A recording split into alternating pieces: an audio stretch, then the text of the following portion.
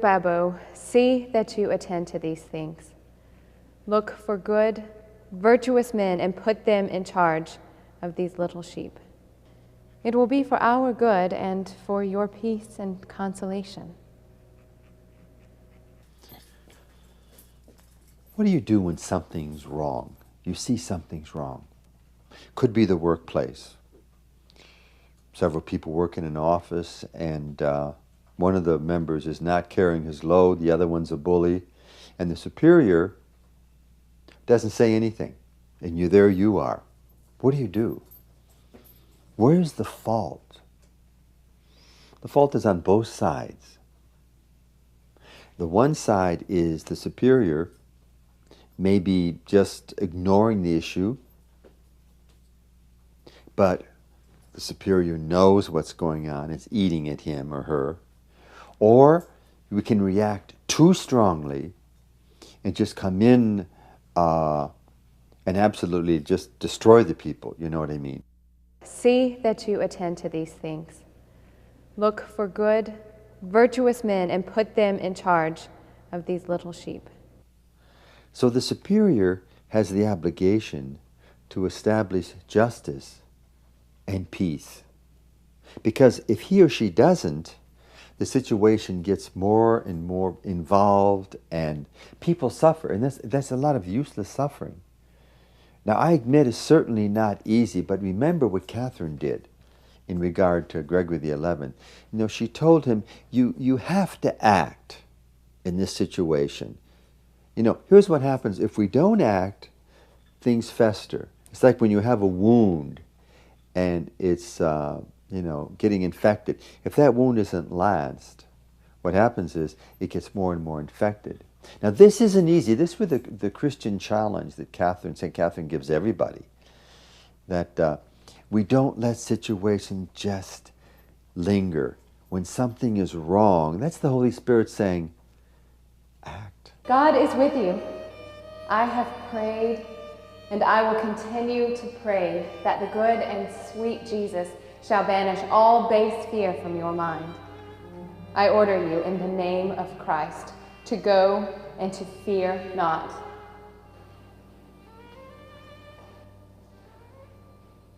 We're in the year 1376. Catherine's about 29 years old. And Catherine's noted for her letters. She has over 300 letters. And her letters are to the Pope, to princes, to nuns, to priests, to the poor. And she's written to Pope Gregory in Avignon.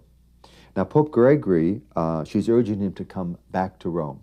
The papacy had been in Avignon for a couple hundred years, and his friends, his relatives, and he loved France. And her idea was to bring him back to Rome, where the Pope should be the center of Christendom.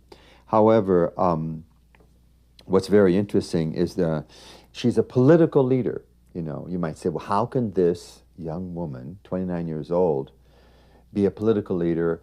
Because she's trying to bring peace somewhere for the fact that he shouldn't come back, and the different states. There were different states in the 1300s, and the Florentines were very upset with Catherine. And you know, wherever Catherine went, somebody says so beautifully in this book by De Waal, she knew many people thought of her as a woman who insisted on imposing her will on others, from beggar to pope. And this is part of the problem. Even though she's a famous woman, many accepted her and many didn't. So she's on her way to Avignon, and she's with her spiritual director, Blessed Raymond of Capua. And Raymond of Capua is there to help translate for her from the Latin when she speaks Italian with her Tuscan accent. She's from Siena, and he will speak to the Pope in Italian. What's very interesting in this particular section is that she's convinced him to leave. God is with you. I have prayed, and I will continue to pray that the good and sweet Jesus shall banish all base fear from your mind. If everybody likes you, you're doing something wrong. Sounds strange, doesn't it? What's wrong with that? Everybody wants to be liked. This is where sins of omission come in. I work in a hospital. And just suppose one of the nurses treats her patients with rather indifference. She gets her job done, but her supervisor and her are good friends. However, the supervisor is very much afraid, like to say anything or do anything because they're friends. That's a false friendship.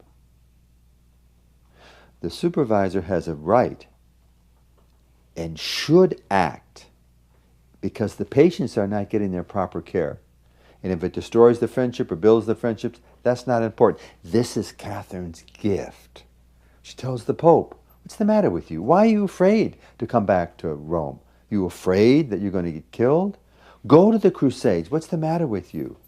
She talks to mothers whose daughters want to become nuns. You love your daughter so personally that you won't respect her vocation. It's very interesting. We always think of sins of omission as kind of, sins of omission. I didn't say my morning prayers. I wasn't nice to this person. But sins of omission can send us directly to hell. Your Holiness, you must return to Rome. Please do not be afraid.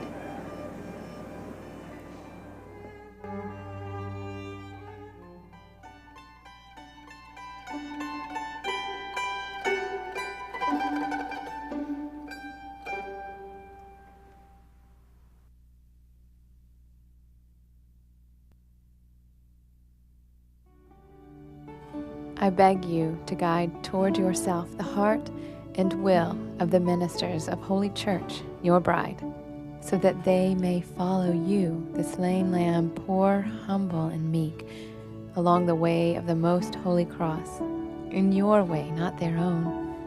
Let them be angelic creatures, earthly angels in this life, for they must administer the body and blood of your only begotten Son, the spotless Lamb. Take, for example, Lazarus at the gate. So the rich man is he's in his house, and he's eating a good meal, and he's with his friends, and there's somebody at the gate, like who's a beggar, there's so many beggars, forget about him. Well, the Lord really has some strong words to say after death. Lazarus is raised up to heaven, and the rich man is sent to hell, or somewhere pretty bad, definitely bad. So what does that mean to us? It means that unless we see and act, this is called perhaps fraternal correction or spiritual correction, that the nurse who is not good to her patients, her superior should say, now look, either you change or you won't be a nurse much longer. Now that takes a lot of courage. So keep in mind, there's many situations in our life that we don't want to bother with. I don't want to touch that situation. Leave it alone, because you're going to upset the person you challenge. And most of us have this side of us that's a people pleaser. Well, if I say this to Father so-and-so, if I say that to whoever, there's going to be an explosion. Oh, there's going to be an explosion. No doubt about it. But this is where we see Catherine's strong point. She talks to her friars and her spiritual sons and daughters clearly and peacefully. But isn't it great at times to be challenged? A lot of people, the only time I change at times is when I'm challenged. It's such a wonderful grace. Look upon it positively. Otherwise, we kind of hold back. Put it this way, we know something's wrong. Something's wrong. I know the nurse is not good to her pet, not a good example, and things are, you're in a rub. We have to act. If we don't, injustice takes place. It will be for our good and for your peace and consolation. Perhaps this is why they call St. Catherine Mother, spiritual mother. Strong spiritual direction. Just what the doctor ordered. Just what the doctor ordered. We can't sit by and let things happen that are unjust. This is where Catherine is very strong about when things aren't right. Say a teacher is teaching her class, and she's extremely strict with these young students, extremely strict. She scares them, whatever. You can't let that go by without saying, are they learning anything? Why are you so strict with them? And, this is where all of us have the same vocation. This is where Catherine is giving spiritual correction. But most of us are not made to be superiors. A superior is someone who sees something that isn't right and makes the correction. That's what separates the men from the boys, really. What separates the mature Christians from the immature Christian is we want to be liked. We're people pleasers, and we like the status quo. I mean, don't say too much because you'll upset the other person. So Catherine is bold. Catherine is bold. And at times, when we act in the truth, and most of the time, if not all the time, there's a tremendous release and a tremendous peace. By seeing a situation, it's the same thing in a family. The mother cannot be the disciplinarian always. This is wrong. The father just can't say, you take care of it, Harriet, whatever. It's misplacing the burden. If your children are not getting along, you can't just let it go by. You have to say something. So this is perhaps called Christianity in action, like living in the truth. What is the truth of the situation? Catherine is in love with the truth, the way God sees things. The truth is that something isn't right, and we have to say something. Now, if we have the authority, if I am a bishop and I'm going to appoint a priest or a teacher somewhere, and that person is not living up to what they should be, there has to be a confrontation and say, Father, or whoever it is, why aren't you encouraging your people, or why aren't you talking more about prayer, or and this really is the safeguard of our Christian life. This is like the backstage work. When you're in production plays. The way the rehearsal. We can't. If you're putting on a play, you're not going to let the play go by without really saying, no, that's not right. This is not the attitude I want from you. When you're an actor, you're very open to. More than open, you better be open to what your director says, or you're not going to do well. Jesus is a director here. And when you see something that isn't right, courage. Have the courage to say it. It's so refreshing. The truth is like fresh water. Drink it in. O mildest of fruits, how sweet are you to those who taste you, and how pleasing to me. For in the midst of bitterness you are sweet. You give peace when the soul is assaulted, when her little boat is on the stormy sea and perilous winds lash against her with great waves. You remain peaceful and calm and holy without malice, covering the little boat with God's gentle will. For in that will you have become the mantle of true and burning charity that no water can penetrate.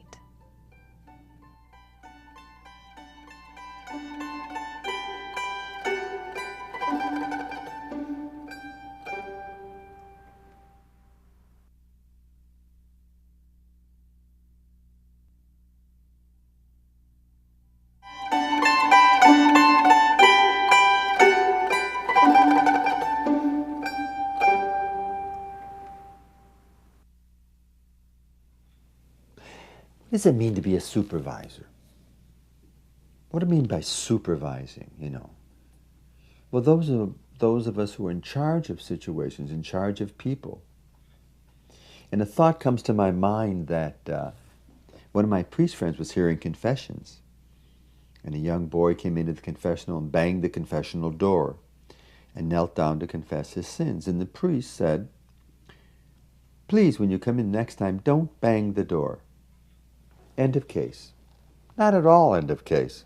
Phone call from the mother saying, "How dare you correct my son?" What's the meaning of that? What's going on? The priest just said, please don't bang the door. Because the mother's ego was hurt. The mother wasn't correcting the children, and the priest did it for her, and she didn't like it. So this is very interesting for most of us, that in our society today, teachers are like, don't know what to do.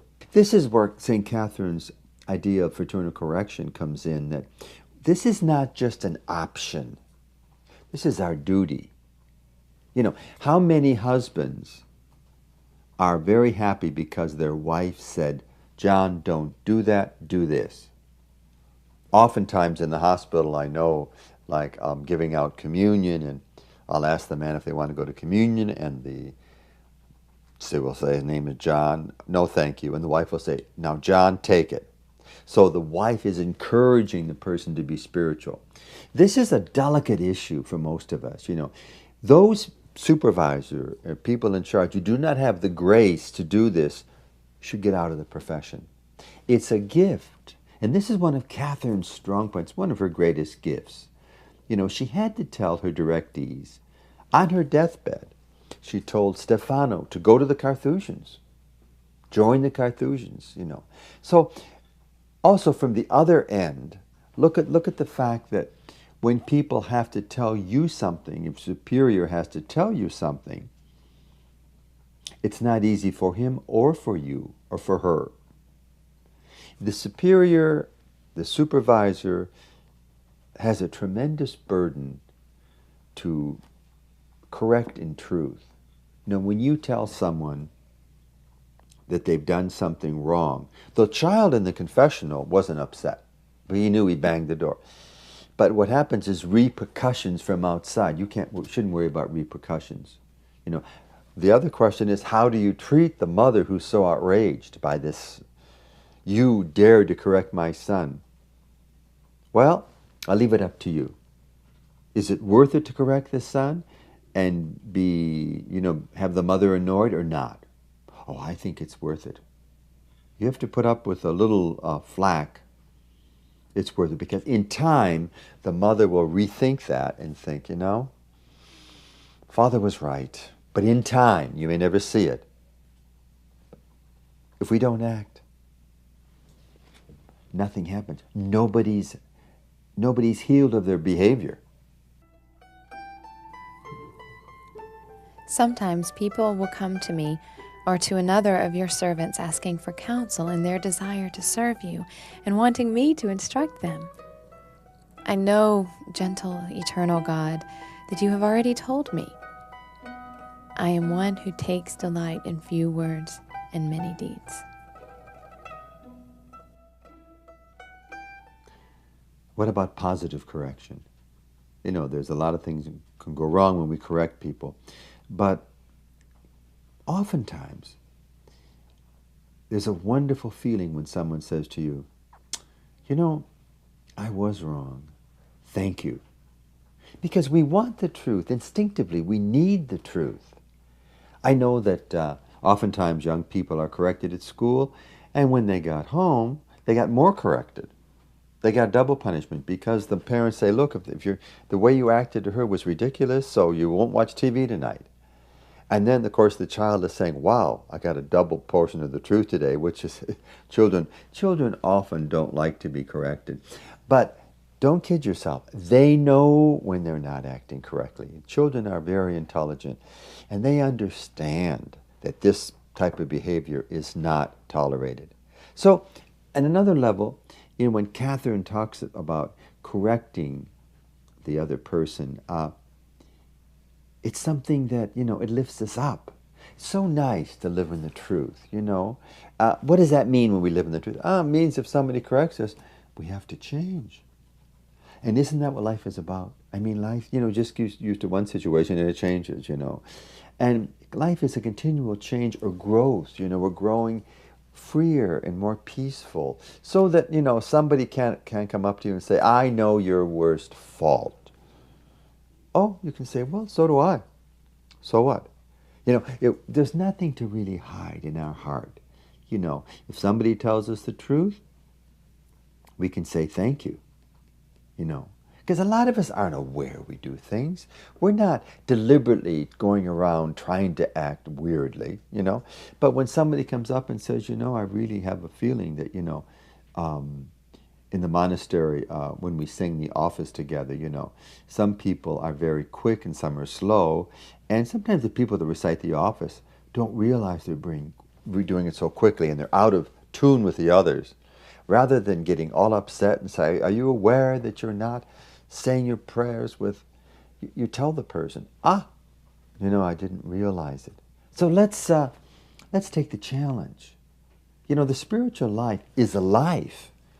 And either we're regressing or we're going forward. Dear Babu, see that you attend to these things. Look for good, virtuous men and put them in charge of these little sheep. Such men will feed in the mystic body of the Holy Church, not as wolves, but as lambs. It will be for our good and for your peace and consolation.